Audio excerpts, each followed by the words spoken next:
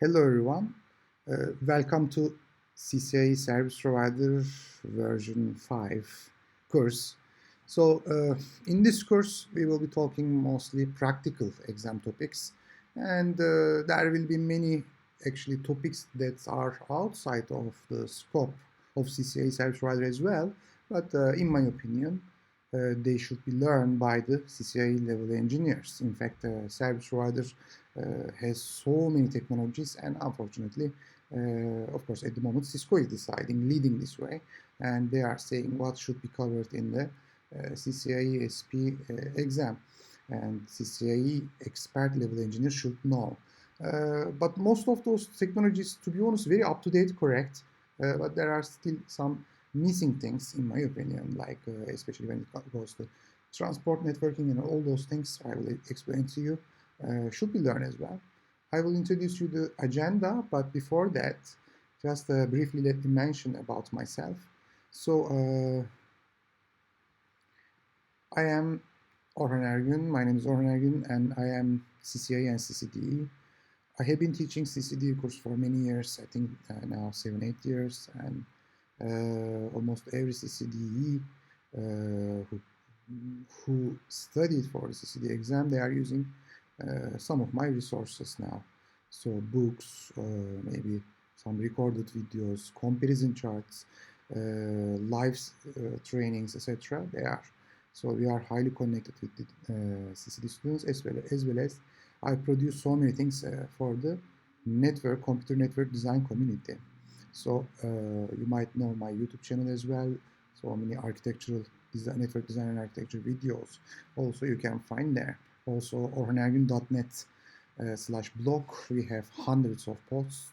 I have many published books also. You can find them on orhanergün.net as PDF and also on amazon.com as the hard copy version of those books. And of course, for the CCIE service provider, we have workbook as well, but the workbook only are shared at the moment with the students. Maybe by the time as standalone book you can purchase from the website, but we are not doing at the moment yet. So yeah, as I told you, I am CCD, but also I am CCIE. So operational parts, a little bit older than CCD in fact, and I have not been configuring so much things for some time now. But configuration is the important aspects of CCIE service. In fact, every CCIE exam, I should say. We are doing CCIE Enterprise and we are planning others as well. Operational exam. So not only design, but operation is the reality of the network. So someone needs to maintain those networks. Someone needs to troubleshoot when there's a problem. In fact, not only single vendor. Most of the networks, especially when it comes to service provider, they are multi-vendor networks. We will discuss why. Why of everything? Why multi-vendor service provider networks, for example? Of course, throughout this course, will be discussed a lot of aspects of service provider networks. Now, let me introduce you the agenda. Of course, this introduction video, course introduction video, will be a little bit longer than usual course introduction videos because I like to explain a little bit what we will talk and actually a little bit detailed, I can say. So while I go through, you can think as like very quick summary of this course. Course is so long, so over 100 hours, and there will be new videos as soon as even minor changes, or if I think that students should learn this one as well, this course might be extending to 300 maybe hours, so continuously expanding. That's why, guys, one of the probably longest course you are seeing at the moment in the networking industry. There will be, as you will see, there will be so many topics, and my training basically 3 parts. We will be covering what theory, why design, and also how parts, which is lab part. So we have so many labs, probably on social media also, it's spread it everywhere. Lots of topologies, you are seeing fancy topologies. If it's very colorful, sorry, have a look at somewhere, you might see Orhan Ergün logo there. So we will be covering those labs as well, not only theory and design, but for the verification, troubleshooting, etc. We will be learning Cisco configuration syntax in this course. Okay, this is layer 2 technologies. In fact, what you are seeing here in the self-paced course will be, but in the live course, live training may not be, because some of them just for you as a reference I'm covering, but again, in the CCIE SP Blueprint, CCIE service provider exam, you will not see them. Like, for example, basic spanning tree, right? But on the other side, MST will be there. Let's have a look at what we have here, each and everything. Then some of them you may not see, but most of them anyway will be in the course. So spanning tree is there as the not only standard versions, but also some Cisco proprietary versions like CST, as you might know, 802.1d, which is the very first version of the spanning tree, will be covered by Radio Perman 30 plus years ago when it was invented. Idea was plug and play, simplicity, but by the time, of course, there has been lots of requirements. Okay, we want fast convergence, we want more security, etc., etc. We want flexible topologies, so more instance we needed more topology we needed. So per VLAN stuff came around by Cisco. Per VLAN spanning tree was introduced immediately right after the CST, and then it solved some issues, but came out with the other issues. We will talk about them. So rapid spanning tree, another IEEE standard, also 802.1w. So it is also limited to single topology. Then Cisco came up with the rapid per VLAN spanning tree, which is flexible version of that, but on the other side, non-scalable version, because you have per VLAN separate instance, and it basically limits us in the control plane.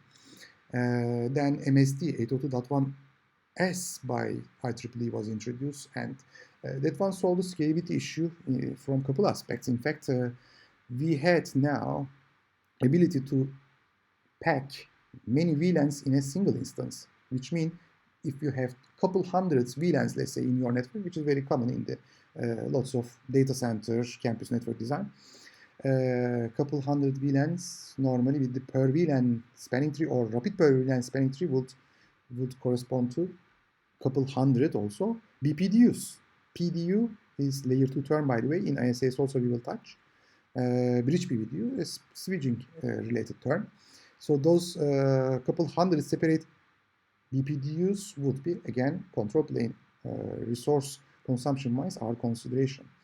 But in MST, we can just for a couple hundred VLAN, one instance, another couple hundred VLANs, or maybe 1,000 VLAN, one instance, another 1,000 VLAN, another instance. So we are reducing the load in the control plane. So these kind of enhancements came, and MST will be discussed briefly also in this course.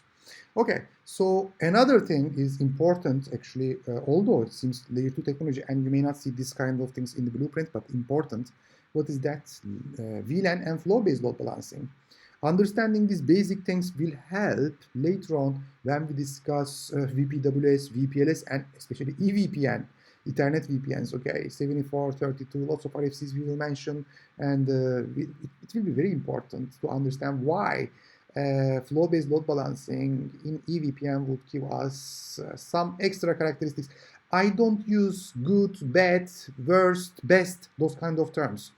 I am, as you might know, a network architect, and I will also throughout this course will teach network architecture and those taking the service provider technologies into an account, how we will do the architecture of our network. This will be unique part of this training, by the way. Okay, you will understand this. Not only let's configure something, why we are configuring those things in the first place, or why, I mean, let's say EVPN multi-homing now related with the flow-based load balancing, EVPN multi-homing, people just tell you good. Of course, it might be good, but it might be bad as well. If there is pros, there will be cons. We will look at the problems, all the technologies from two aspects also. We will check where this technology is good, and we will also try to understand where this technology is not good, where it shouldn't be used, okay? Not just where we should use this, where we shouldn't use this. That's important as well. And if you just spend a little bit, maybe just stop the video and have a look at, think about it. Many people will just tell you where should be used, and most of the time true, but they will not tell you where shouldn't be used. There are many reasons why they will not tell you. They are maybe integrators or vendors, or maybe the people just don't know the details anyway to talk about where shouldn't be used. So, but we will take our time to understand those as well. In this course, normally after that, lag, multi-chassis lag, VSS, VPC, those kind of things will be discussed. Briefly also in your site-based course, you will see them when there are multiple devices, and if basically you are trying to get rid of the spanning tree, what are the alternatives, like one of them, of course, doing the multi-chassis link aggregation or Ether channel, port channel, Cisco terminologies. Spanning tree behind the scenes still works, but it doesn't basically block the links. There are many other ways of doing layer 2 by not blocking the links. For example, the other topics, Trill, fabric paths, those are basically, I categorize them as the layer 2 multi-pathing technologies. Trill stands for transparent interconnection of lots of links. Basically, it's not going anywhere anymore. But just as a high level, we will talk about it. So underlying protocol for them is ISAS, by the way, fabric path and SPB. Short path bridging, fabric path, and Trill, layer 2 multi-pathing technologies, and underlay is ISAS with them. PB and PBB. This one, classical VLAN, or that one also we will talk, provided bridging. And then actually PB, VLAN related, but we will talk about Q in Q, VLAN in VLAN for the PB. PBB, MAC in MAC. MAC address, customer MAC address in backbone MAC address. This is probably it became famous with the EVPN, if you guys follow that. We will talk about it when we come to EVPN also, and we have lab as well for that one. Just we will, high level, we will talk because, again, PBB, although it was very famous for a short amount of time because EVPN came first for the MPLS data plane, then for the scalability. What about, because scalability, customer MAC address was hidden in the backbone MAC address. What about with the PBB, they said, and RFC also included PBB data plane case. Then later on, another RFC came for the NVO, as you might know, which is VXLAN is Dash, and Geneve is new RFC. Geneve is extended now for the EVPN use cases. We will be talking those stuff throughout the course. You will see also in the agenda when we come there. I will introduce in the VPN section. I'm just going, as I told you, a little bit slow because I just don't want to show you, and we will cover this now. I'm trying to explain what we will do in which levels of detail also. And in this course, also in the blueprint, we have ERP, which is G832, Ethernet ring protection, and resilient Ethernet protocol, which is Cisco proprietary layer 2 access. We will talk about them, how they can provide also fast coverage. I couldn't find a name for them. Normally, if it would be IP control plane, I would say FRR, fast reroute, but for them, fast switching, yeah, something like that. So we will talk about them. Access, layer 2 access stuff, and people are using it in the service provider networks, by the way. One of the aspects of my trainings, I will be telling you, because I am still working, one of my business is consultancy. As you might know, I have my own company. I'm not working for any other company. It's my own company, and I have some employees. We are doing training and consultants, and throughout these consultants, we are touching lots of service providers somehow. And then I will be telling you what people today and as a 2021 anymore, what they are doing, and what are their even considerations for at least for a couple of years. So after that, normally in this course, I was planning to also cover first of redundancy protocols, HSRP, VRRP, GLBP, but normally in this CCIE service provider, these are not important maybe for you. Why service provider level engineers should know this? Because even at the moment, probably in your network, in the campus, or maybe in your data center, these technologies are used. Okay, if HSRP, VRRP, GLBP not there, one of those multi-chassis link aggregation probably there. If not, later on I will be talking about layer 3 IP fabric technologies, close topology, FAT trees, etc. As a physical, and on top of that something, maybe BGP on top of that, or IGP on top of those topologies. So basically, when we cover them, what will happen? One of them, anyway, in your campus or in your data center already you are using. Not only your wider network, though CCIE SP mainly targeting for the wider network technologies, not maybe SPDC, etc. Probably we should a little bit talk about them as well. So in the blueprint, normally you wouldn't see what is FAT3, what is Rift routing in FAT3, that routing protocol, or what is BGP in the RFC 7938 type of design. We will be talking, guys, because we are expert and service provider expert. Let's see, and let's be really learning those expert stuff as well. Okay. Then layer 2, layer 3 interaction a little bit. Here I will not touch anymore this stuff. VLAN, VTP, DTP, those things, very really campus related technologies information. That's why in this course we will not be talking much. But layer 2 traffic engineering throughout the course also I will be touching, because traffic engineering, normally service provider engineers probably heard from the RSVP. Right? So RSVP, of course, those who are following the new enhancements, SRTE, and lots of things about SRTE also you heard, right? You know already ODN, flex algos, binding seat, and many other things. But just think about it. We are doing traffic engineering in the IGP, OSPF, ISAS. We are trying to play with the metric, maybe not manually, through the centralized controllers, those tools, but not only even IGPs, BGP also you are using, of course, those PET attributes for inbound, outbound traffic engineering, PET manipulation we call it. No, it's traffic engineering.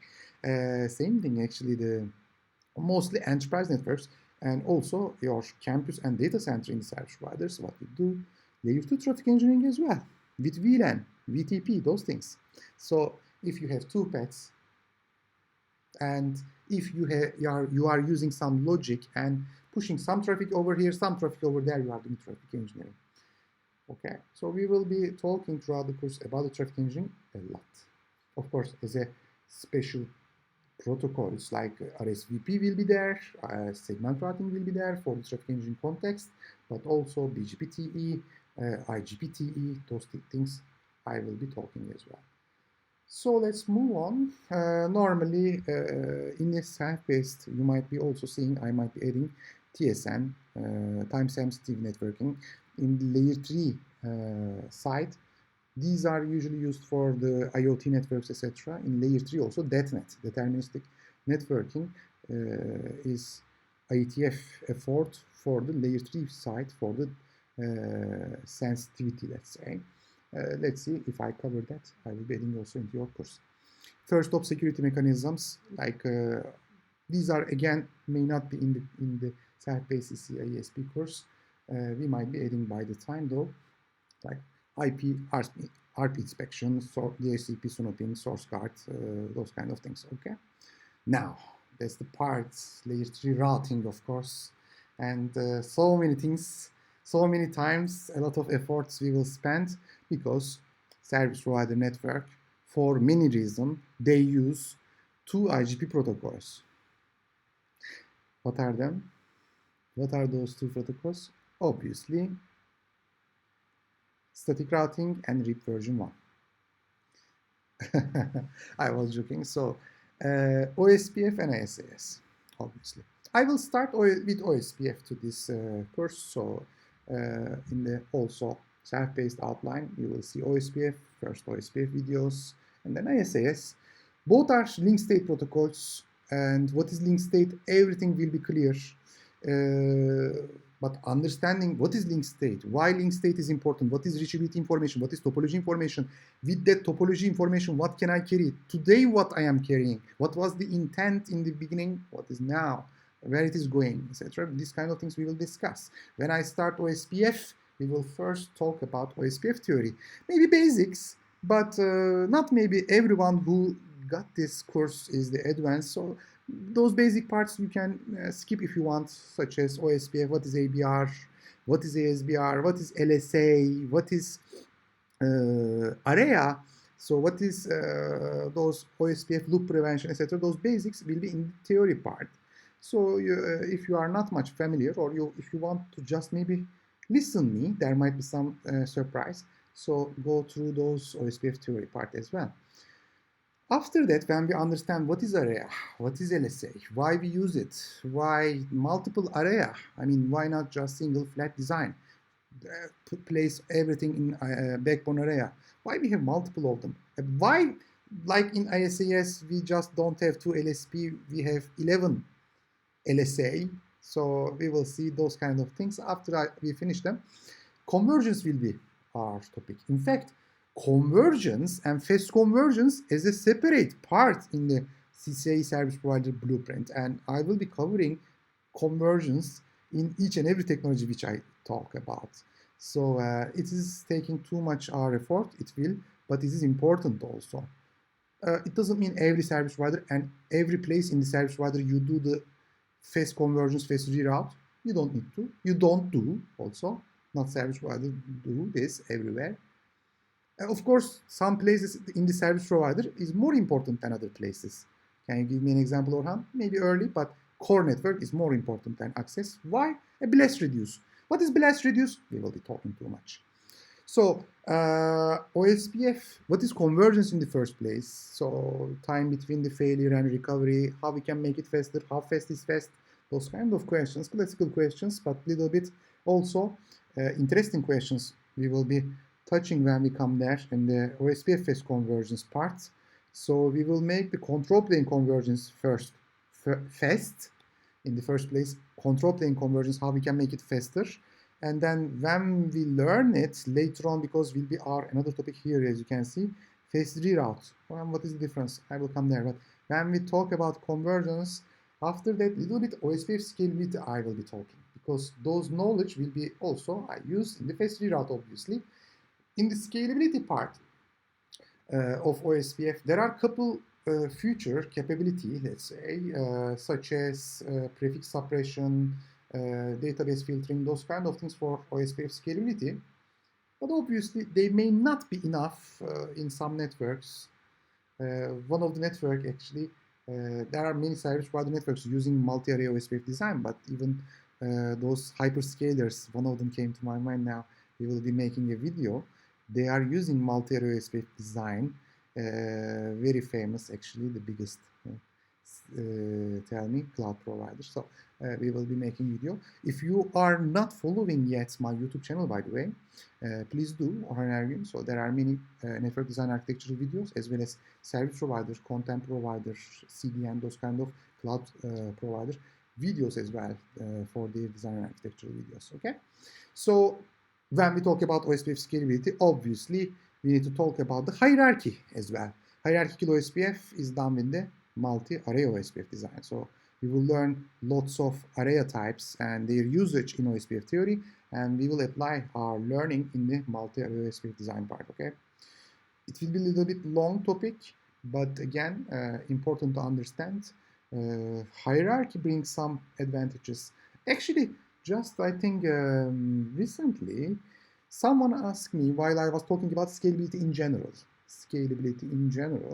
He said, if you are saying for this protocol, there was one protocol also, for this protocol, this is the scalability. So there is always alternative protocols for some problem space, right? So there are alternatives, and I was saying this one comes with this scalability. And he said, if it comes with the scalability, why always we are not using it?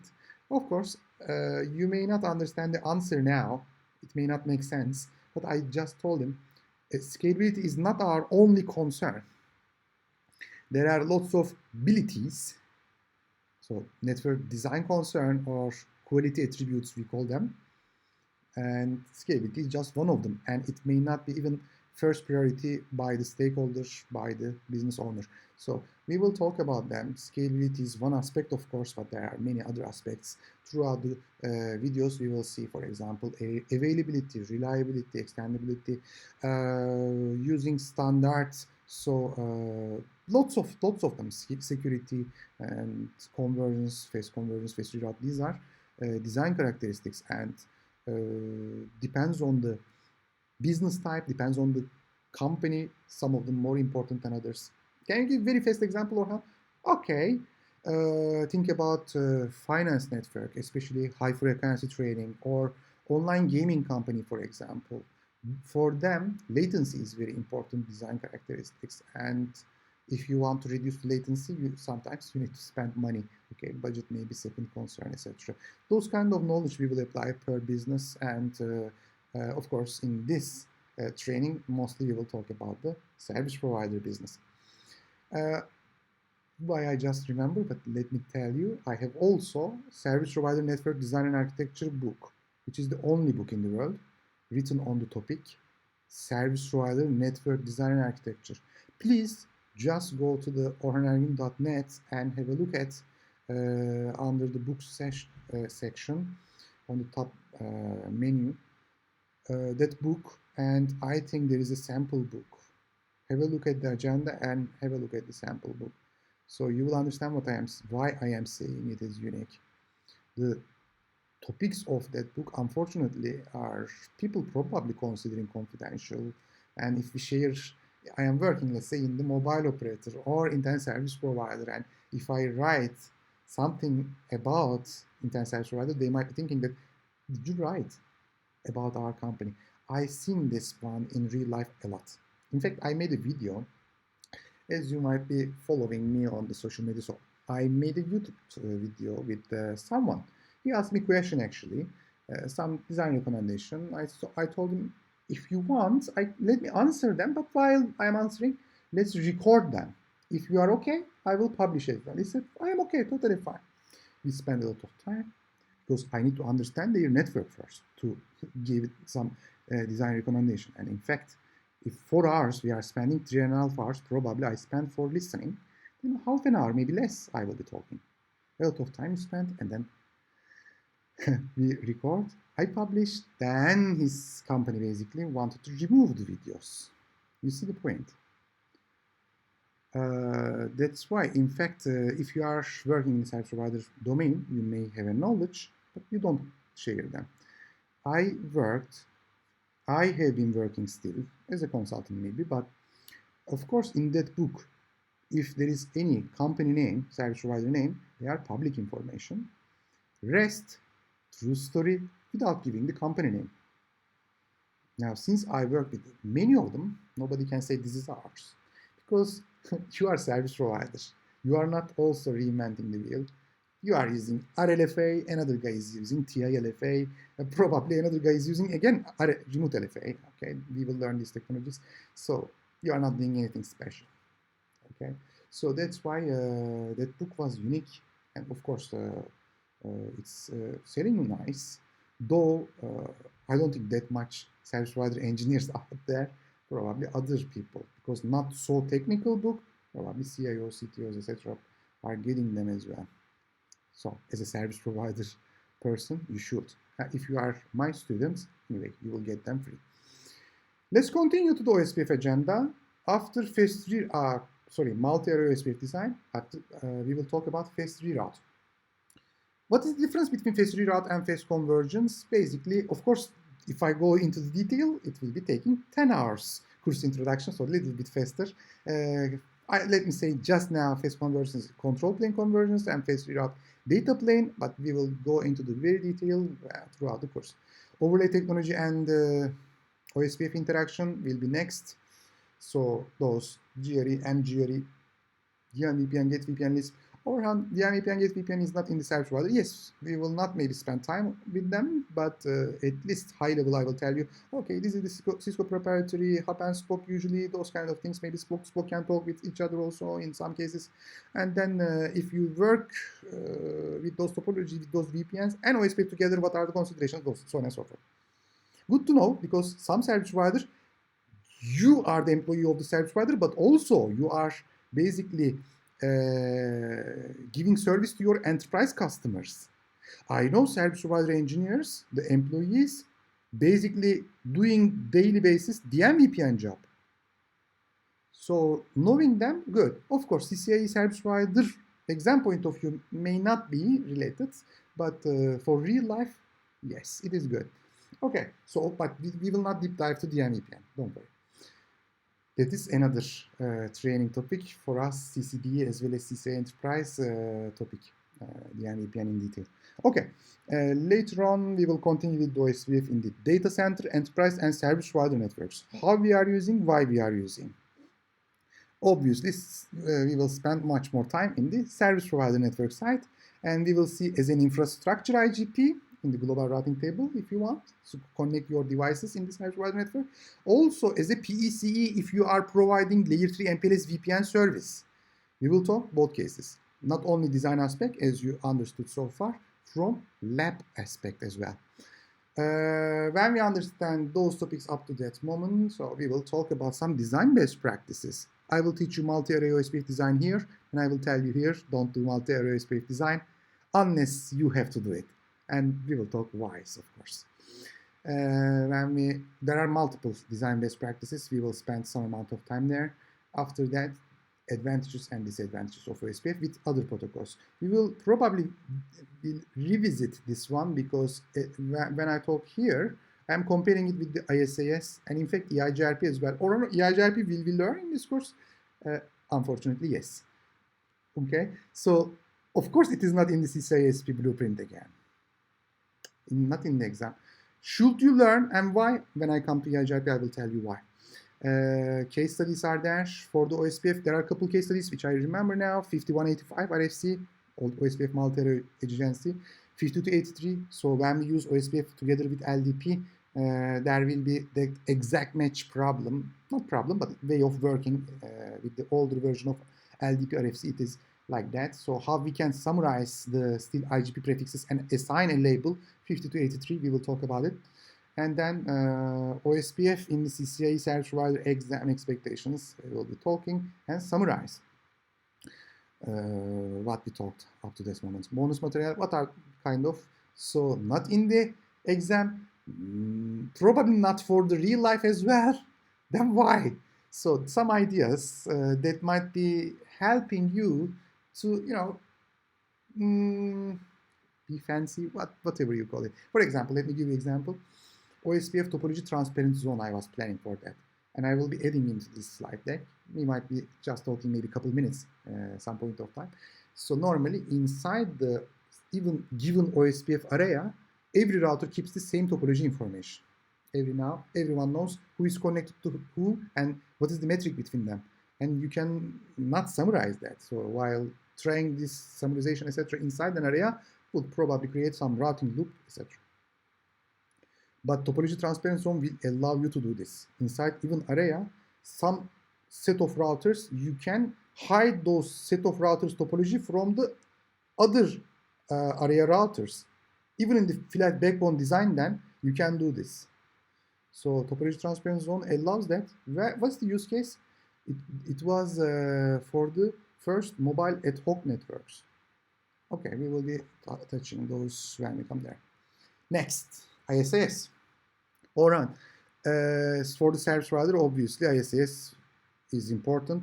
OSPF, do you think? Yes, OSPF is important as well. I made a survey. As you might know, I am highly connected person in the network community. So I made a poll among the service provider engineers, actually. And almost 40% of them, 40, 60, OSPF 40%. So it is huge percentage still, in my opinion. So that's why we will spend a lot of time for the OSPF than ISAS as well. Whatever, in fact, as you can just see here, whatever the methodology I followed for OSPF, same methodology. Theory, it will start. So what is LSP, what is link state protocol, some differences between OSPF, ISAS. So what is PSMP, CSMP, those kind of things. As you know, this is a little bit CCIE, not only design, but also a little bit theory here. That's why those CSMPs, partial sequence number, complete sequence number, PDUs, etc. Those kind of things. Then a little bit what is DIS, why we don't have backup DIS, DR, OSPF DR, designated intermediate system. We will talk about those.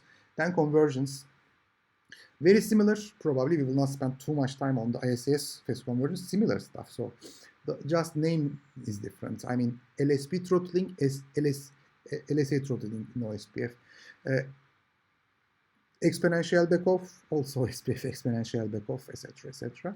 That's why in OSPF convergence we will spend a lot of time, and most of those knowledge will be applicable for the ISAs. For example, for the fast failure detection, I can use fast hellos, so reduce the control plane hello timer and dead timer, or I can use BFD, bidirectional forwarding detection dead protocol. For both of them, in fact, BFD can work with any other routing protocol as well. As a client-server model, we will talk why client-server model, why it is important, etc. After that, again, ISAS scalability. Prefix suppression I mentioned in OSPF. It is applicable also in ISAS. Advertise passive-only feature, almost the same thing. And after that, hierarchical ISAS design, multi-level ISAS design, and so much time actually we will spend here, like maybe hour or even more. Fast reroute with ISAS, again, same thing. We have here so many fast reroute mechanisms, ISAS and OSPF supports, IP and RSVP and so on and so forth. So LFA, remote LFA, TI LFA, and RSVP based FRR will be in our entire course will be our topics. I will be teaching you in detail. So of course, when we go to why in detail, I'm saying when we talk about LFA, we will be talking per link, per prefix LFA, and then what is pet protection, local protection, facility backup, so, and then what is P node, extended P, Q node, Q space, P space, PQ node, lots of things, and then it will make sense, by the way. It will not be confusing. Okay, this is called P space. Call it Orhan space. Doesn't matter. So the important thing is when you see the topology, can you immediately realize, okay, this should be P space because after this node, up to this node, all of them will send back to the source node, PLR. I will teach you some terminologies, obviously. I never told you it will be easy. But maybe a couple times if you watch all these videos, it will be even better for you. Okay, so many stuff in the fast reroute.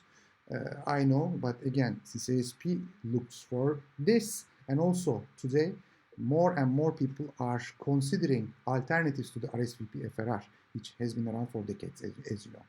Okay, we will talk. Overlay technologies and ISAS interaction, again, briefly, because those overlays, by the way, is a separate topic we will cover, a separate section, we will cover them. ISAs in the DC, Enterprise, and SP, most of our time will be on the SP side. What are the use cases, usage? So, of course, as an infrastructure, IGP is very common. So when you hear ISAs is very common in the ISPs, in the service providers, they are talking about as an infrastructure interior gateway protocol, IGP. But ISAS, I know that some service providers, they are using as a PEC in MPLS Layer 3 VPNs as well. There is a very good use case for that. So they are trying to basically separate their infrastructure IGP from the customer IGP to prevent accidental problems, accidental failures, let's say, configuration mistakes, let's say. Okay, I will teach when we come there. Design best practices, again, related with the multi-level design best practices, related with the connection towards your partner networks, those kind of best practices we will see. Multi-level and some area design. In area is also in ISAS, by the way. When we come there, I will teach you why.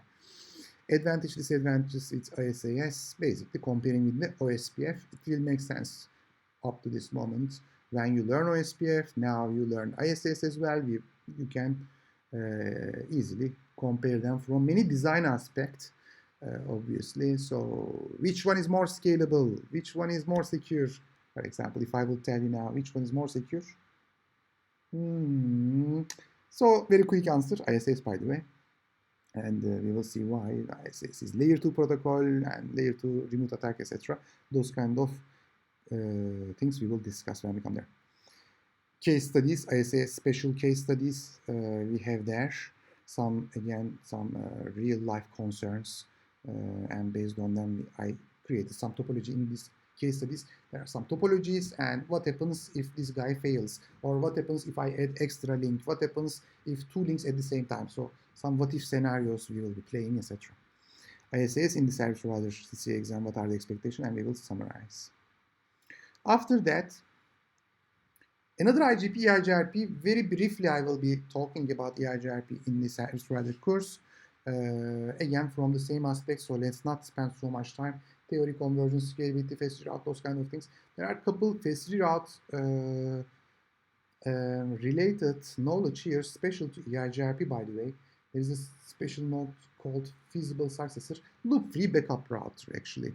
Normally in LFA, RFC, there are inequalities, okay?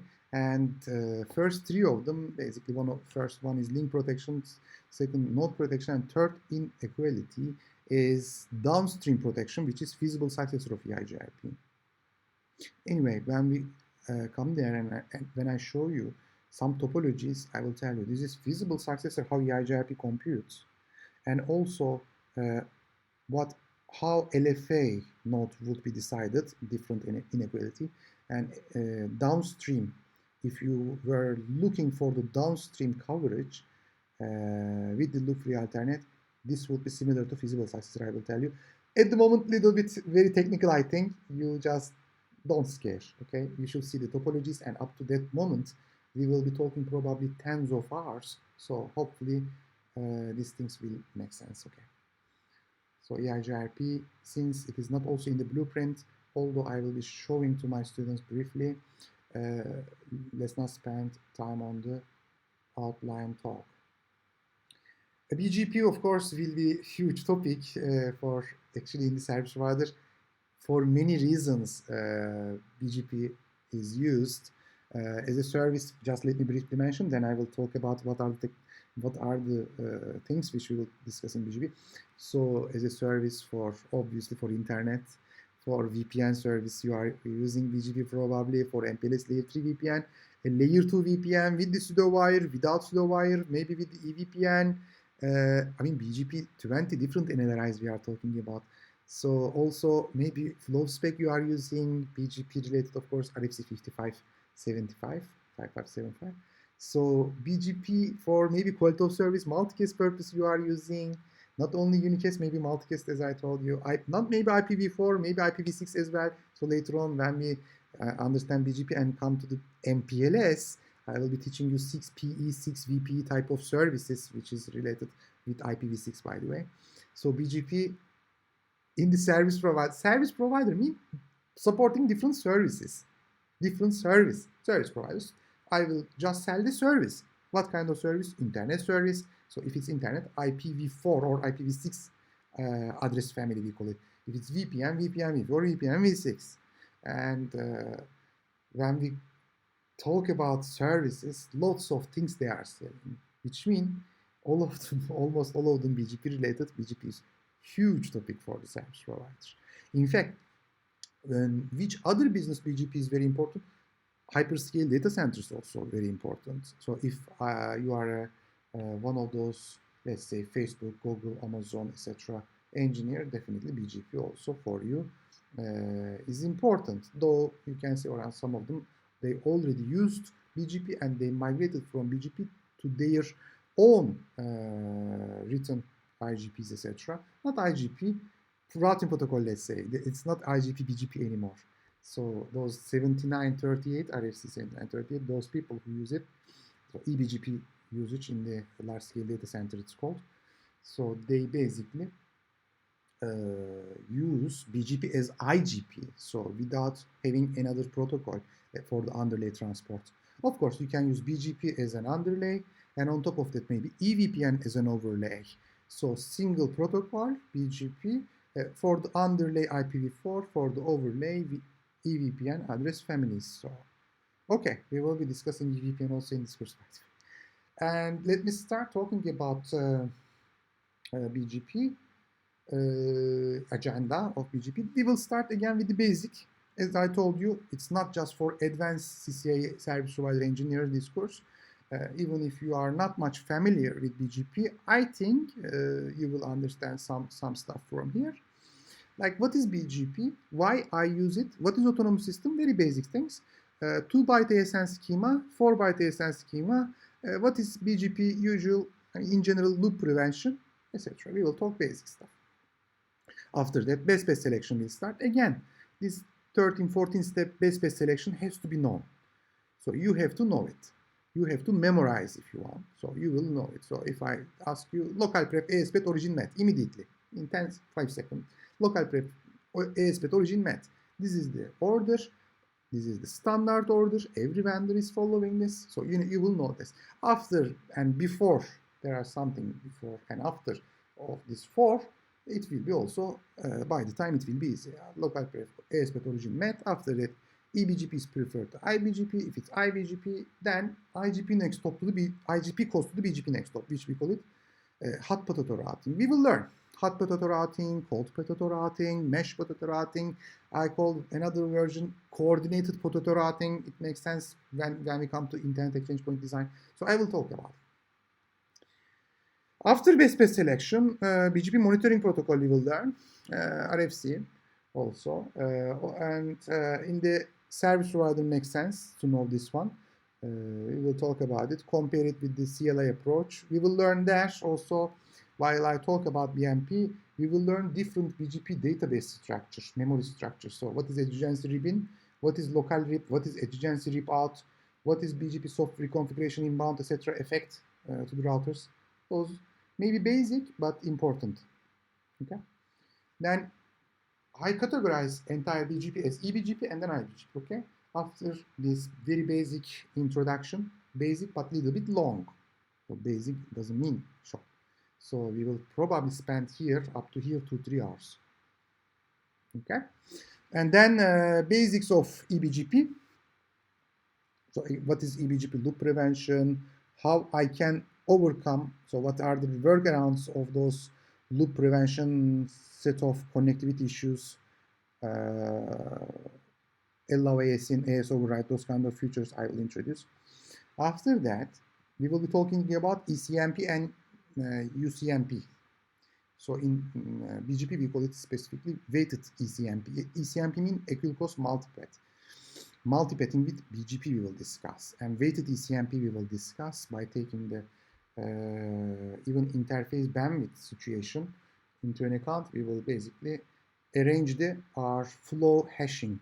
Okay, so we will have a look at for IBGP, internal IBGP network, and also just if we are talking about edge network, what about eBGP multipath? And if you are at the edge, so internet gateway node maybe, IGW node. So what about EIBGP multipath?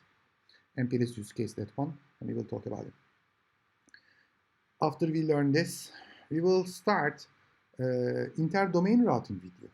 Very service provider related, though it's not, of course, limited with the service provider, inter-domain routing. So BGP is the only protocol, as you might know, for the inter-domain routing. So I will introduce you peering concept, settlement-free peering, partial peering, lots of peering concept, remote peering, and some advantages, disadvantages, looking glass, route servers, a lot of things actually here. Although maybe you've seen just 3 lines, normally for this one I have 20 hours course. Okay, on orhanergin.net service provider course, service provider workshop I call it, not CCIE service provider, SP workshop, because these are not as a certification topic are covered in detail, never. I covered in very detail. In fact, I have a book on this one. Not only on this one, I have service provider book as I just introduced you. There are many other topics in that one. There is only single book just talking in very, very detail on this interdomain topic. Bill Norton wrote that one. Peering Playbook, that book name. Okay? And very nice book. You can purchase in a couple of dollars, maybe a couple tens of dollars, I mean. So definitely you should get it if you are in the service provider domain. Okay, so we will discuss interdomain space, internet exchange point, what is IXP, what is public peering, private peering, bilateral peering, multilateral peering, a lot of peering. And today, if you are CDN, if you are content provider, especially decent scale content provider, if you are decent scale again, tier 2 or tier 1, definitely, service provider, you are doing peering, guys. In fact, tier 1 provider has to do the peering because they reach entire internet through their customer connectivity. ASCON, we will say it. I will explain what is ASCON and lots of terminology there. Special terminology maybe you haven't heard before, but that's okay. ASCON and as well as their peering session. Tier 1 provider, they don't have their upstream. They don't pay anyone to reach out to internet. So we will discuss when we come to tier 1, tier 2, tier 3 providers. After that, we will start IBGP video. Basics of IBGP, again, what are the rules, the split horizon rule of IBGP. If I receive the update from my IBGP neighbor, I cannot advertise to another IBGP neighbor for loop prevention. Those split horizon type of protocol design, by the way, so in IBGP we have, in many other distance vector protocol we have, such as IoT Ripple, routing over low power, low ceiling, that protocol. Cisco's EIGRP also, we have split horizon, right? Because Ripple also, BGP, Cisco's EIGRP, Ripple, all of them distance vector protocols. In Ripple, we have some energy control, petrol control stuff. In BGP, we have ASPED. In EIGRP, we have bandwidth and delay attributes for cost calculation. And when we have split horizon, what else? In VPLS, for example, we will learn VPLS when we come to MPLS. VPLS, Virtual Private LAN Service. In VPLS also we have split horizon. When we have split horizon, it pushes us for the overlay to have full mesh connectivity. VPLS, full mesh to the wire. IBGP, for example, split horizon forces us to have full mesh IBGP. Okay, I will teach you this concept.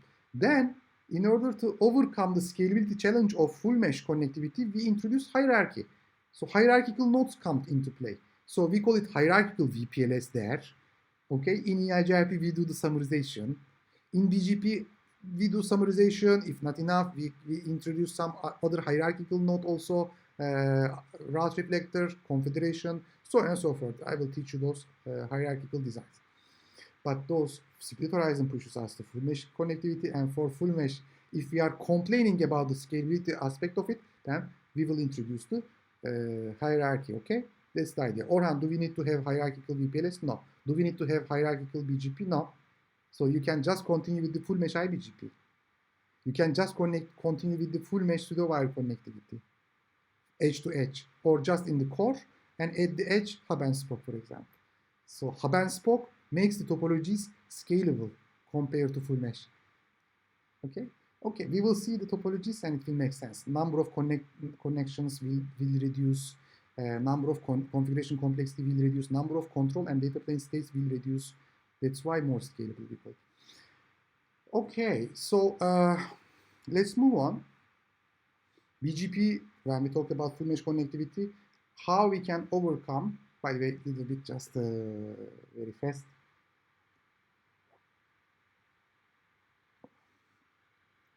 When we talk too much, I need to just doing this.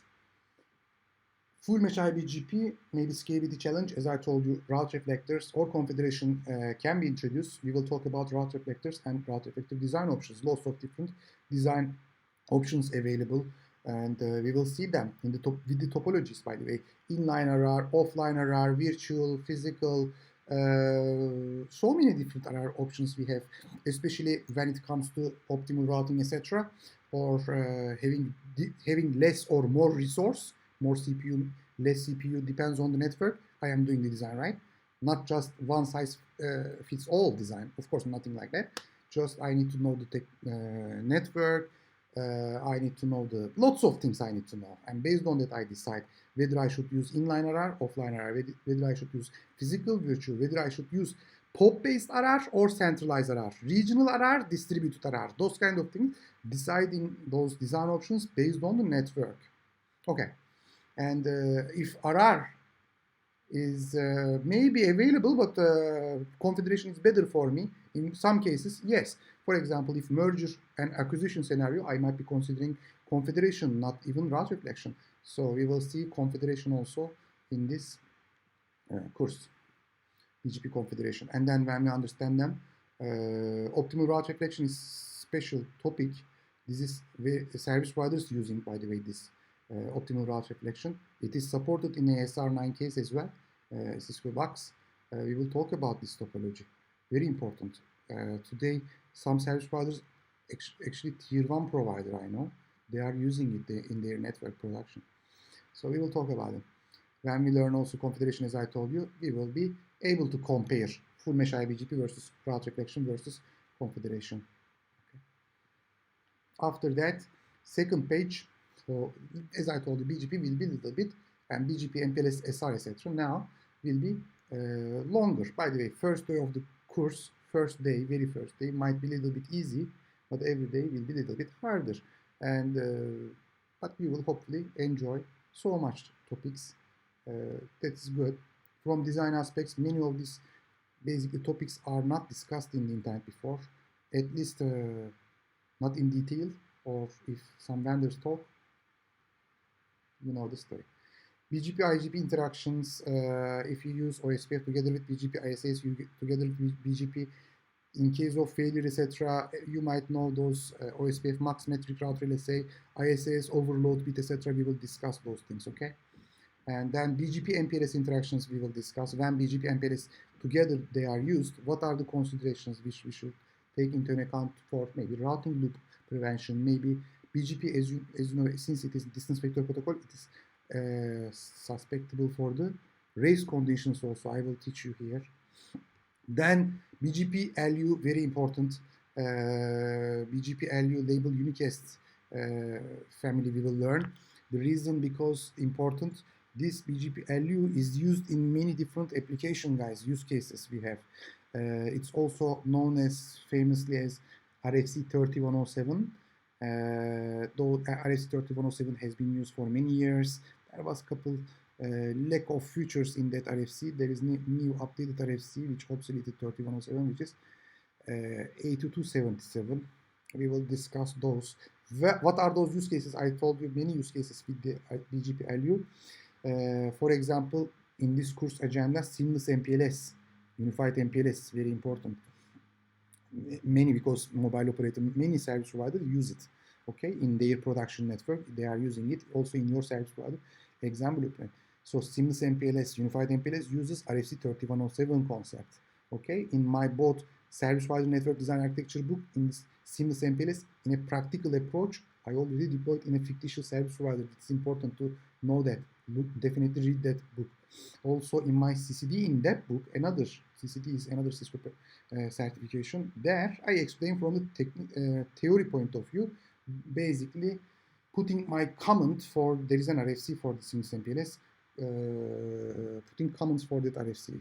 Okay, so not only seamless MPLS, of course, inter-AS MPLS VPNs labeled unicast in the inter-AS option C we will see, for example. Another concept also called framework, you can say, because there are multiple technology coming together, called carrier supporting carrier, CSC. We will also learn that concept, and BGP LU also is used in the in that context. There are even more use cases. BGP LU is important, we will learn. BGP LS, when we have the PCE, paid computation element centralized controller, BGP LS will be handy. It is good to know. Some people already using it. Also, there are a couple technologies, for example, in segment routing, which is requiring BGP LS. Some seats, for example, segment IDs. So we will learn segment routing, and I will also remind you, we seen BGP LS, blah, blah, blah. So now this seat is using BGP LS all the time. BGP SR, so every actually routing protocol from segment routing point of view in this course will be covered. IGP and BGP from segment routing point of view. I may not be covering here BGP SR because I will now just show you in probably 5-10 minutes segment routing agenda, and then it will be, we will be talking segment routing there, okay, in the routing protocol extension for the segment routing. EPE, egress peer engineering, I might be having lots of edge routers, and on those edge routers, I might be having lots of NNIs, network-to-network connections, or another network connections, right? Your partner, your upstream service provider, your peer, etc. So if I have multiple exit points from my network, which exit point I should use? Which one is more optimal? What is the optimality criteria? Egress pure engineering will answer those questions. Okay, we will look at them.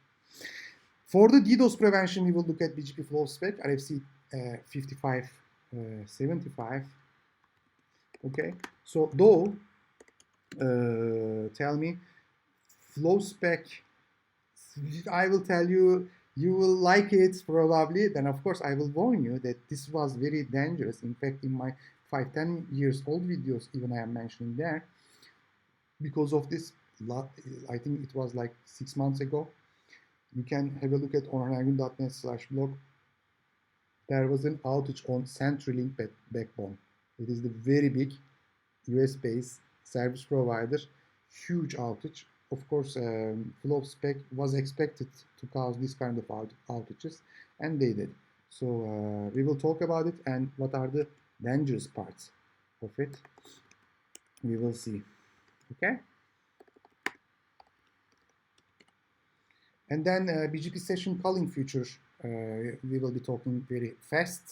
Normally, not the maybe service provider, but internet exchange points, we are using this feature. Also, there are some other alternatives to BGP session calling, like OXCs, etc., optimal cross connects. I will talk about it when we come there. AIGP, accumulated IGP, it means when we have multiple domains, it could be confederation. So main reason for this AIGP feature is confederation in BGP, but also in seamless MPLS, multiple ASs, multiple autonomous system, for example, and multiple IGP domains also, or single AS, multiple IGP domains.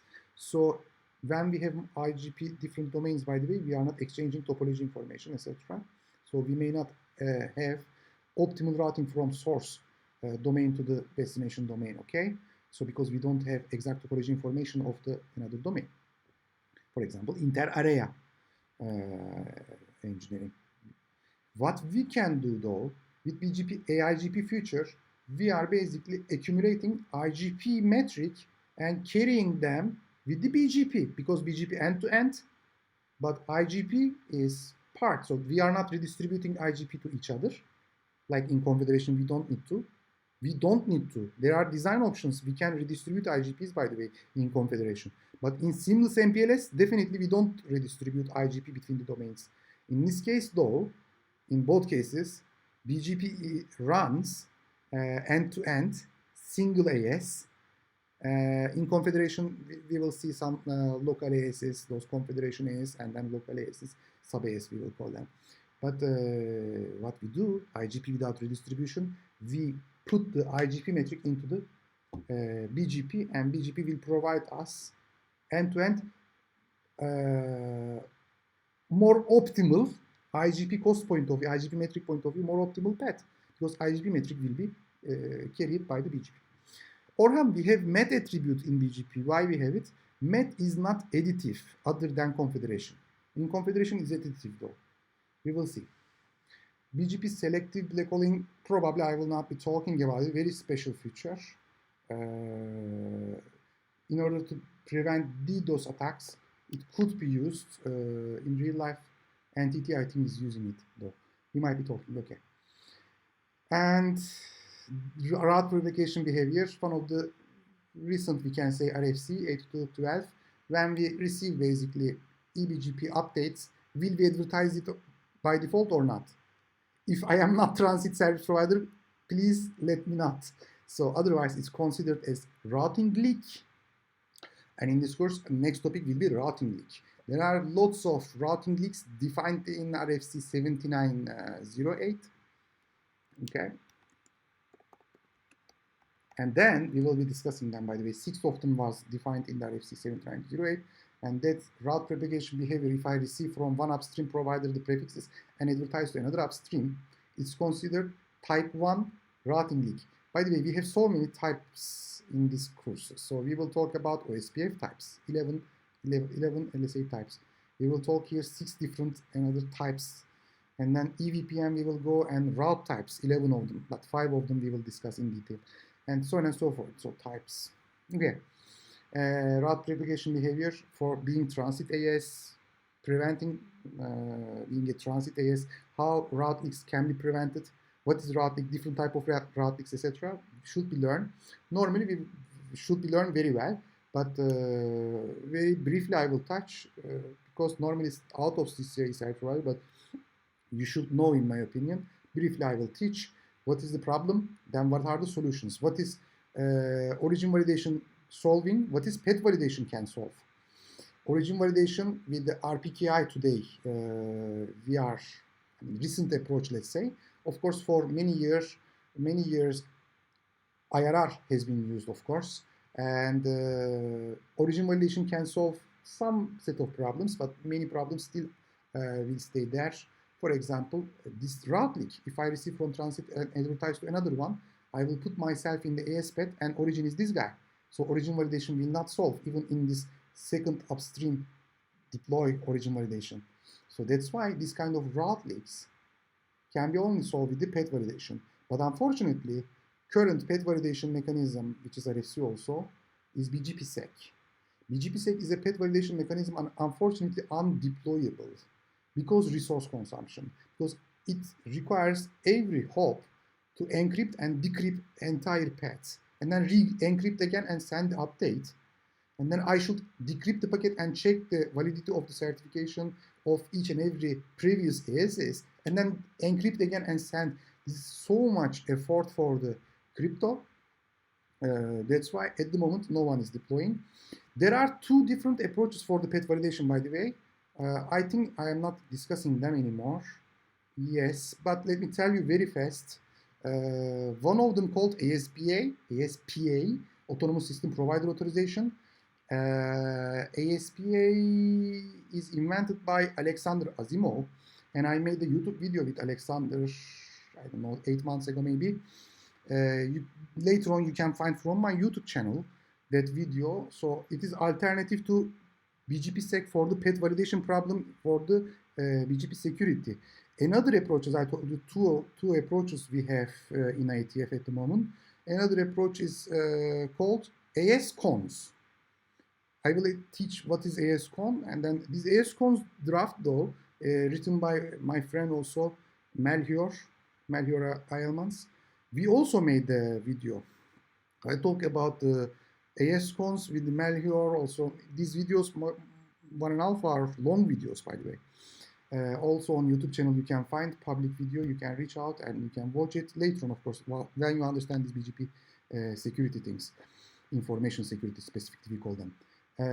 So these different approaches, ASPA and ASCON, look at the problem, of course, same problem, but approaching totally different way. One of them from provider point of view, ASPA, and Melchior is basically looking from the customer point of view.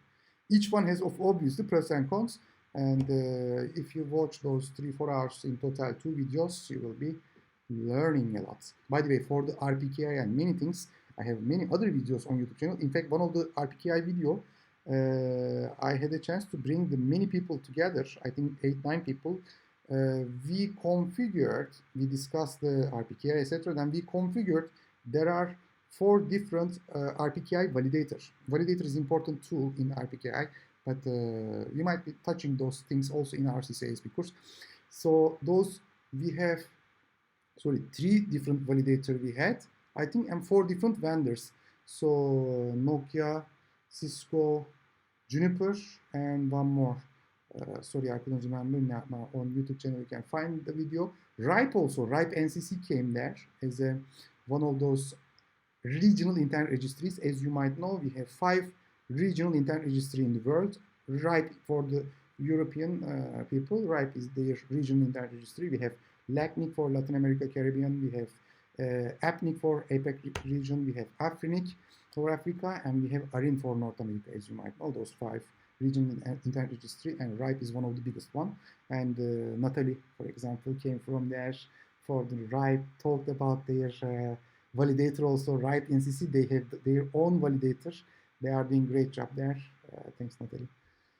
Okay, so let's move on. This is the information security with the BGP. If we have time, and normally we cover this BGP in much more detail in the BGP 0 to Hero course, and some of those topics I put here obviously.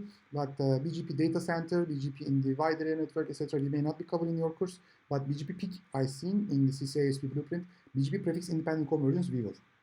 In fact, BGP prefix independent convergence from different aspects. First, I will teach you what is flat, FIP, different forwarding information architectures. Then I will teach you hierarchical FIP as well. Flat and hierarchical forwarding tables. Then, what is peak core, what is peak edge, and which one requires flat is okay or hierarchy. So then we will combine our knowledge and understand BGP peak, and in which case we should use peak. For example, later on if I discuss with you, okay guys, now we understood how those LinkedIn, Google, by the way, we did also Google data center design. It's on my YouTube channel. Richard and I talked. Richard has been working for, I think, 20 years for the Google. So we talked later on. You can look at that one as well.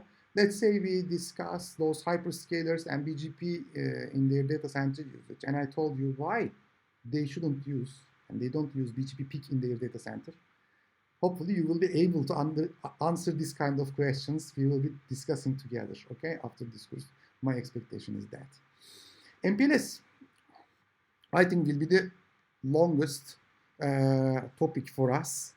It will be MPLS, I think. BGP will be long as well, but MPLS is huge. We will be starting with the basic as usual. So MPLS basics, some labeling stuff, why MPLS, what is VPN, is it VPN, is it tunnel, lots of basic talks. And then two main labeling protocols, LDP and RSVP, though RSVP was not for the labeling in the first place. It was for the quality of service, integrated quality of service, in fact. And I will talk about in the quality of service, what is integrated quality of service, which is known as hard quality of service. Also, what is differentiated quality of service, which is also known as soft quality of service, obviously. But we will talk about RSVP extensions for the labeling protocol, and then even later on, RSVP traffic engineering video in a distributed way, in a centralized way, and so on and so forth. In fact, I'm not maybe writing them here, but RSVP TE in a distributed way has many problems. Of course, there will be centralized way, and centralized also will be having problem. Centralized way will not be good for the fast reroute. Distributed way will not be good for example, beam packing on or deadlock problems. We will be talking those stuff. But before those things, we will talk first VPN use case. Layer 2 VPNs, layer 3 VPNs. In the layer 2 VPN case, first we will start with the pseudo-wire-based layer 2 VPNs. So obviously those Martini-Compella pseudo-wires. So VPN, VPWS, VPLS, VPMS, and so on and so forth. And after that, again layer 2 VPNs, but this time without using pseudo-wire, which is EVPN. And EVPN will be long topic here in this course. Ethernet VPNs, because as you might know, it started with that 7432.RFC layer 2 VPNs, but then later on it was extended with the route type 5 to the layer 3 VPNs as well. And in fact, I talked about them in the YouTube video a lot of time with a couple audience. In fact, one of them EVPN route types with the Tony, 1 hour 46 minutes video. And then with Jeff Tansura, IETF routing working group chair in IETF, he published almost more than 100 RFCs. We did many videos, maybe now 15 and counting. So we also discuss lots of aspects, not just route types with the EVPN, those stuff. In this course, we will discuss, again, not only route types, comparing with the traditional, those layer 2 pseudo-wire based ones, then why I should do EVPN layer 3, what is IRB, integrated routing bridging, what is EVPN for the pseudo-wire, point-to-point, which mean, and so on and so forth, guys. And then different data plane with the EVPN. Normally, it first came with, of course, for the MPLS data plane, then PBB, and today, common ones is VXLAN. A Geneve will come also there, Geneve. Is a separate topic. I have Geneve, that's why I don't need to write here. Okay. Also on YouTube channel, Lucas Critical from Cisco, Nexus 9K, I think Geneve supports now. We will talk about in my YouTube channel about VXLAN versus Geneve and Nexus device implementation a little bit, okay? Later on, you can follow also that video from my YouTube channel. So VXLAN EVPN there, but SR segment routing can be also used as a data plane for the EVPN control plane. Okay, so we will learn them. Layer 3 MPLS VPNs will be our next topic. We will talk about why layer 3 VPN, why layer 2 VPN, how it works, what is RD, RT, those classical stuff. Then full mesh layer 3 VPN, how we can make them different type of topologies, hub and spoke layer 3 VPN, so on and so forth. Different PEC routing protocols, guys, here we will talk. OSPF as a PEC, ISAS as a PEC, BGP as a PEC, EIGRP as a PEC, what is race condition, what is loop prevention, what is downbit, what is sham link, what is up-down bit, what is site of origin, lots of things there, okay? Intra-AS, it will be up to here. Then inter-AS, MPLS VPNs will start. In RFC 2547, as well as 4364, and then 2547, as you might know, these inter-AS VPNs were explained in section 10. 10A, 10A, B, C, normally standard, which means these RFCs are standard, not informational or experimental. And option D is Cisco proprietary. Some other vendors might be supporting that one as well. I don't know about the interoperability. I never tested. So, but see, up to this one, we will be talking about, and we will be doing labs as well.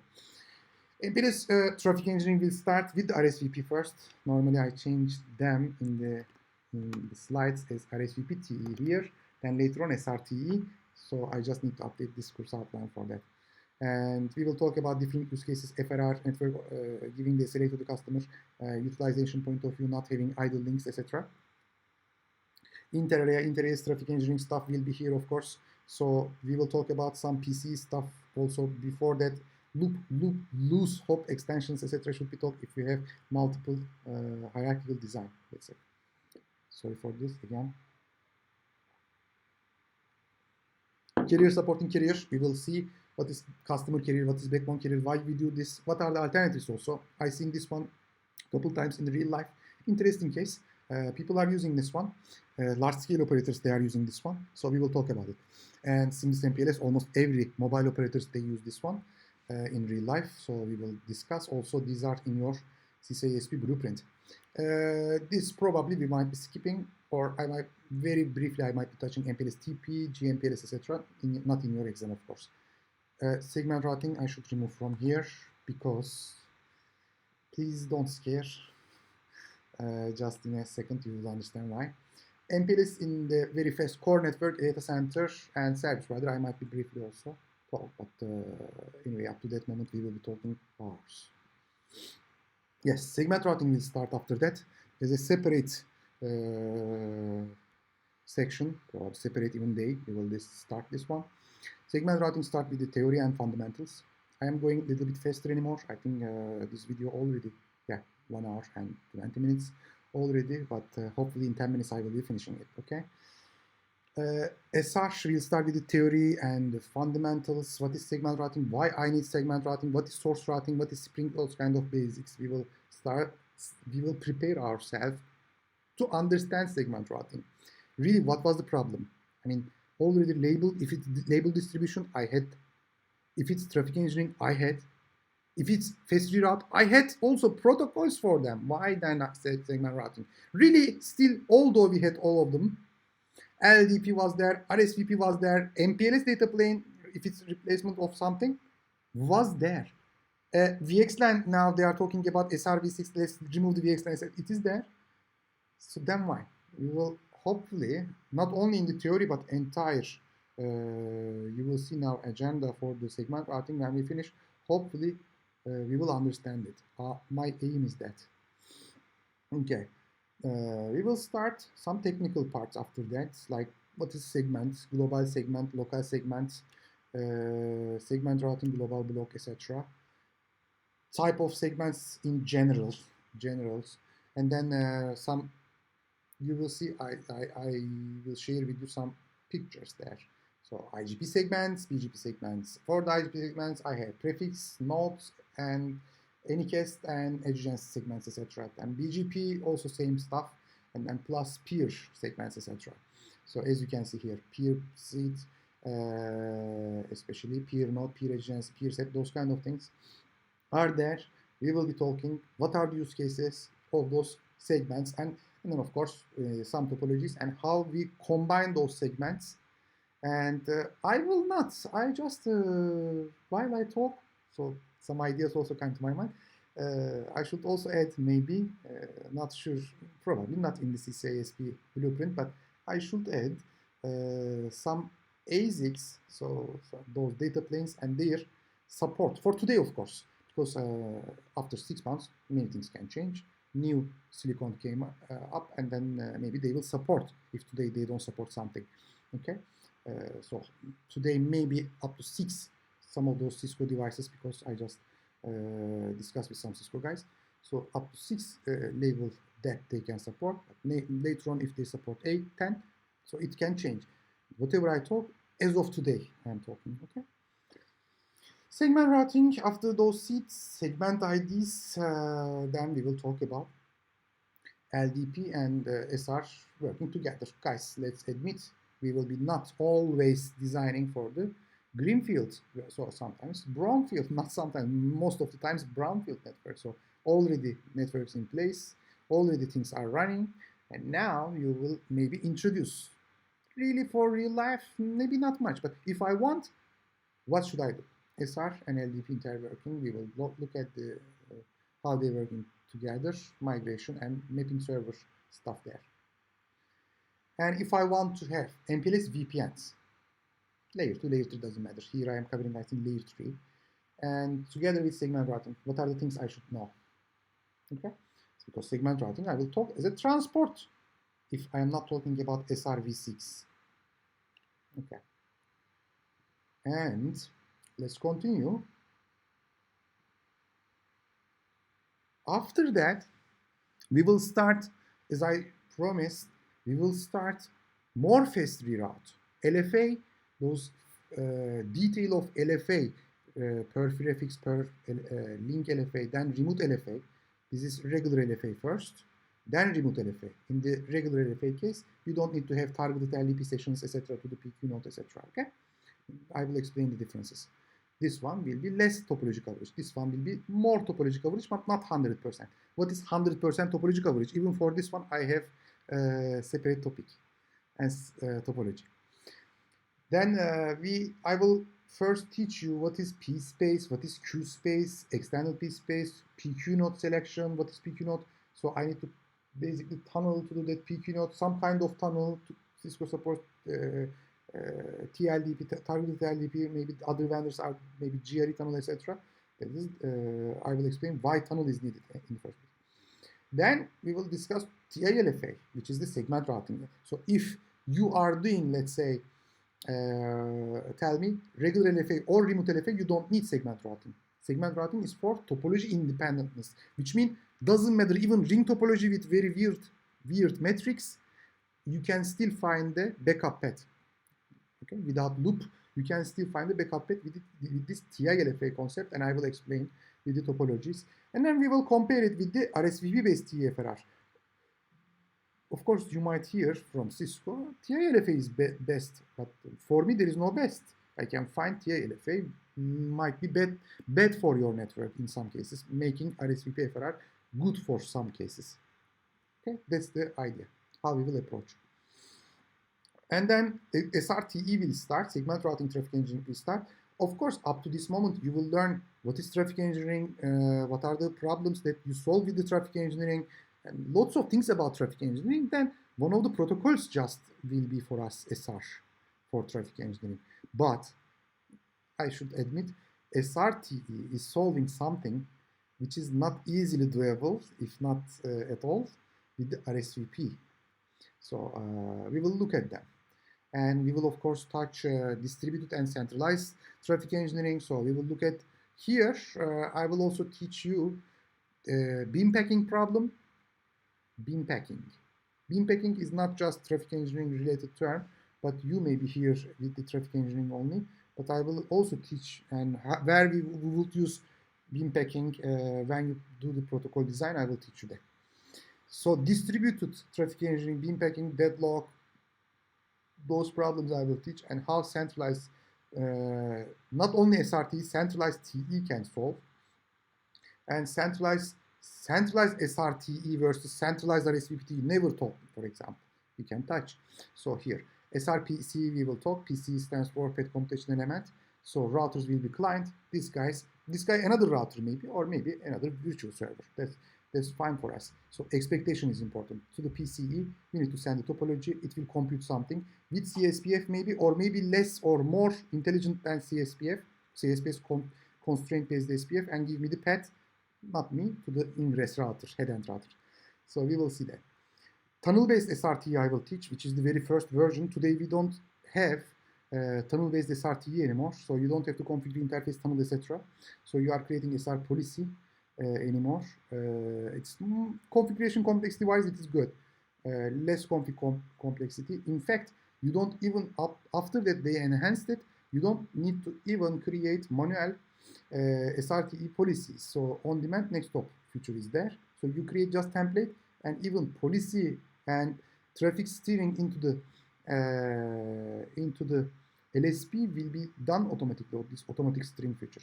And binding seat for less amount of binding seat. There are many advantages of that. 4 of them I am covering here, like those hiding my label stack from the rest of the places. Let's say I am in the core network, I will hide from the data center. Or another approach, of course, compression. So less amount of seat, so less SIP that in the ingress node, especially you need to push. Those kind of benefits are there. Nice, of course, to have this binding seat.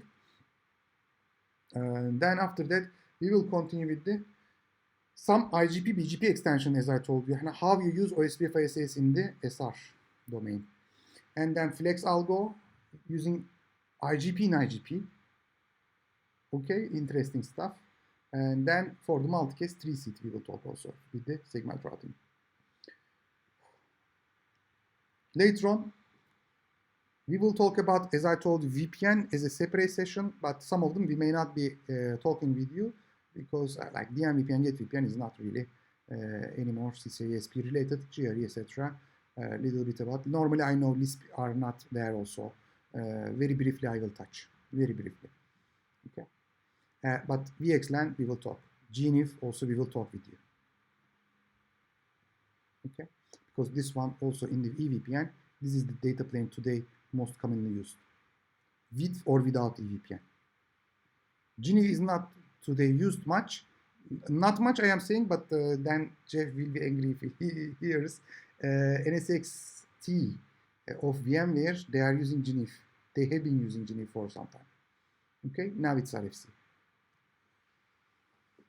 Quality of service point of view, we will talk with you both IP and MPLS quality of service. In fact, whatever you see here, we will talk about diff-serve tunneling methods, uniform short pipe and long pipe, etc., or long pipe sometimes we call it pipe model, and of course their comparison.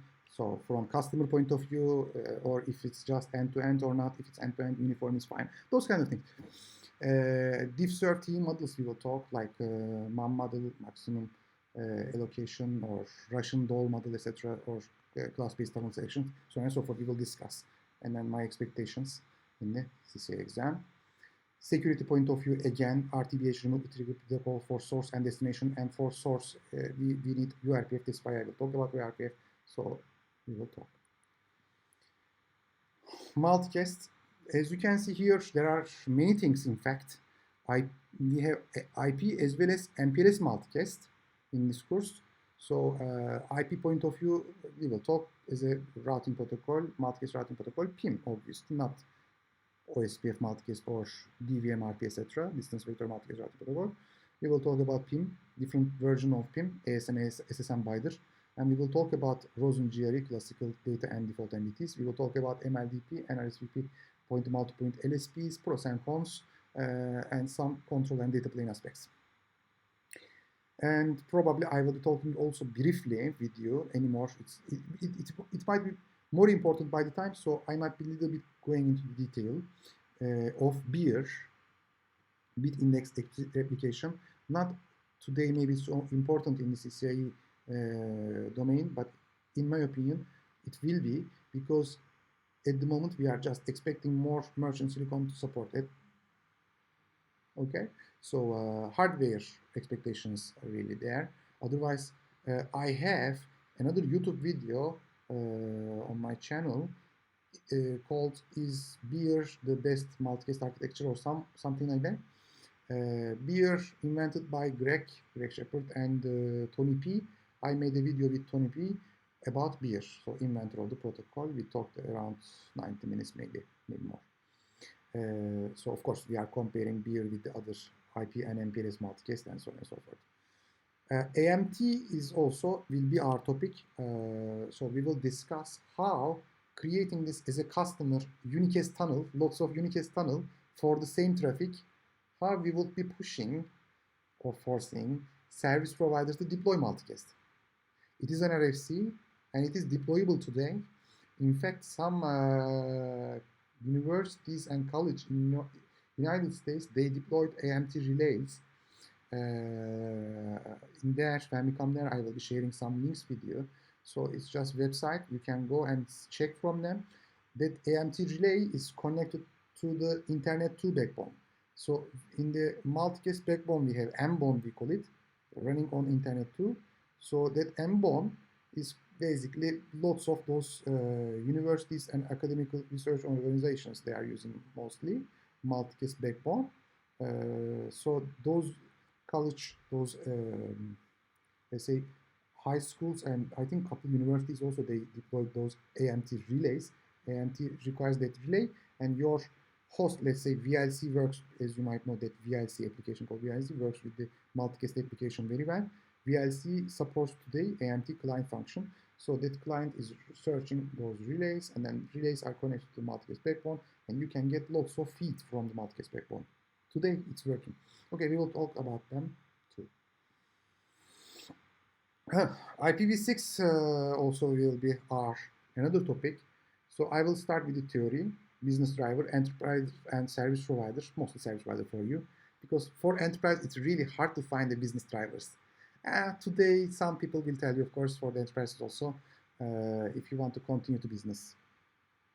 Not much agree, but service provider address exhaustion is critical. We will talk about them. People will tell you because do CGN, but service providers' response to them in real life is carrier grade NAT. So did I say CGN? Sorry, I will say people will tell you, recommend you dual stack, but their response is CGN in real life. If you are in service provider, you understand what I'm talking now. Carrier grade NAT, large scale NAT you are doing most of the time. Of course, some people are, very few people deployed V6 only, and many people doing CGN, and some people also doing somehow IPv6 is one of the transition mechanisms here. What are those transition mechanisms which we will talk, and also in your exam? Dual stack tunneling and translation are there, but before them we will be talking also about IPv6 address planning and IPv6 addresses, like what is broadcast address. Of course, we don't have broadcast, and we will talk about those, what are the addresses. We will talk address planning, so for the service provider, why you should use everywhere point-to-point interface, for example, 64, or for the customer network, why they call do /64. Though there are many opinions now.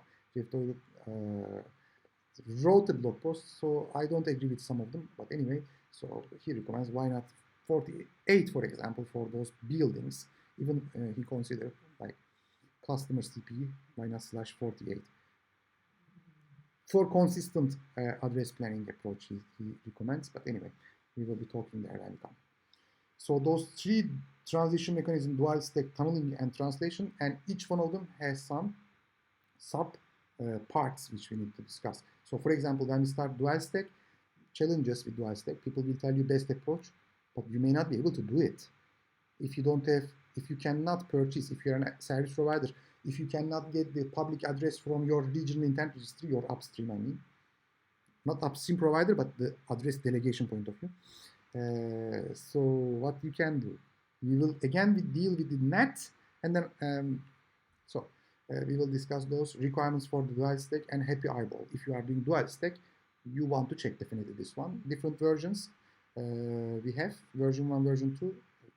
Even version 2 is supported by many actually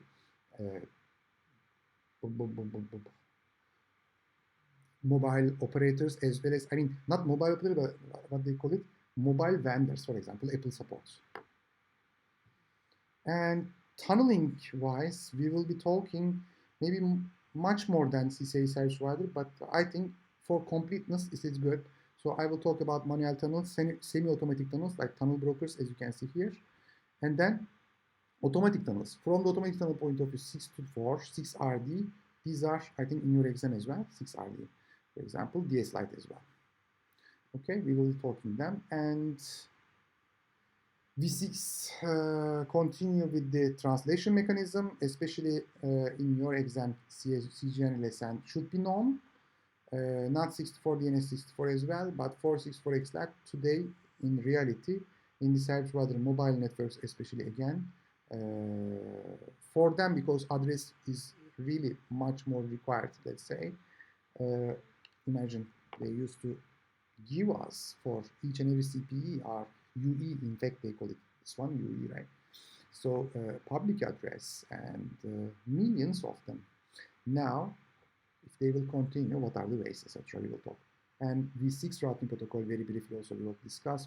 Version 3 OSPF, ISAS and EIGRP, since they are TLV based, you don't need to have new version, but how they work with the IPv6 we will discuss. And IPv6 point of view in BGP, there are things that you should know, such as 6 for the 6PE and 6VPE services, IPv6 and VPN-v6 address families we will talk. Okay. And last but not least, guys, not all, of course, just here with you from the evolving technology point of view, NSO will be talked, and some data formats we will be talking, YAML, XML, JSON, serialization or encoding formats also we call them, and Ansible we will talk with you. Okay, so this one is configuration management tool, and NSO also Cisco's configuration management tool. These are, this will be expected in your exam, and we will be talking in our course. So I know this one is quite packed agenda, and now I'm expecting this course to be minimum around 100 plus hours, and it will be expanded as I told you in the beginning. So in the course page, you will see the moment which you check how many hours is this course. So many technologies. Even I might be adding some technologies here. For example, we already have SD-WAN videos, SD access videos, CDN videos, etc. Just not in your course and blueprint, and I didn't plan at the moment, but I might be adding as per the customer request, I mean students request here. We will see. So by the way, everyone has customer, right? So my customers are students, in fact public audience as well. So yeah, life, 90% of life, 95 is showing up. Hopefully it was a little bit also explanatory, and we understood what we will do, and hopefully we will enjoy a lot. Yes, I never say it will be very easy, but if you follow the course carefully, if you take time, especially while you are in good mood depends on good sleep usually, and also you should be happy. You shouldn't think about, okay, what we will do now with my wife, what about kids and those kind of things. Then you will understand better. So really spend time, and if you have a problem anyway, please ask us, because as you know, if you are watching this video, you are already a student and you are in my study group, and you are able to ask the question directly to me. So, and also discuss in the group. So which means welcome guys.